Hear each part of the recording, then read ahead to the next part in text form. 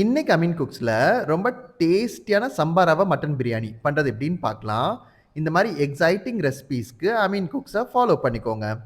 First ஒரு பேனில் எண்ணெய் சேர்த்துட்டு, எண்ணெய் காஞ்ச உடனே இதில் ட்ரை ஸ்பைசஸ்லாம் சேர்த்துட்டு, இதில் தின்னாக ஸ்லைஸ் பண்ண வெங்காயம், உப்பு, பச்சை மிளகாய், ஜிஞ்சர் கார்லிக் பேஸ்ட், இதோட தக்காளி, மல்லி, புதினா எல்லாத்தையுமே சேர்த்து இது நல்லா வதக்கி விட்டுருங்க.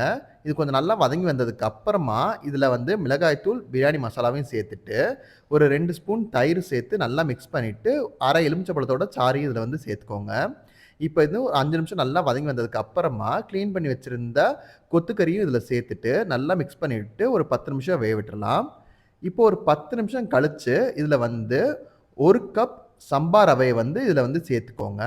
இந்த சம்பா ரவையை சேர்த்து நல்லா வந்து கறியோடு சேர்த்து மிக்ஸ் பண்ணி விட்டுட்டு ஒரு 5 நிமிஷம் அப்படியே வதங்கினதுக்கு அப்புறமா 1 கப் சம்பா ரவைக்கு 2 கப் தண்ணி அப்படிங்கிற அளவில் வந்து சேர்த்துட்டு இந்த டயத்தில் உப்பு சரியாக இருக்கான்னு பார்த்துட்டு இதை மூடி போட்டு ஒரு 12லேருந்து 15 நிமிஷம் வேக விட்டு மேலே கொஞ்சமாக நெய் ஊற்றி இறக்குனீங்கன்னா செம டேஸ்டியான சம்பா ரவா மட்டன் பிரியாணி ரெடி. இதோட ஃபுல் ரெசிபி டிஸ்கிரிப்ஷனில் கொடுத்துருக்கேன். இன்னொரு ரெசிபியில் பார்க்கலாமா?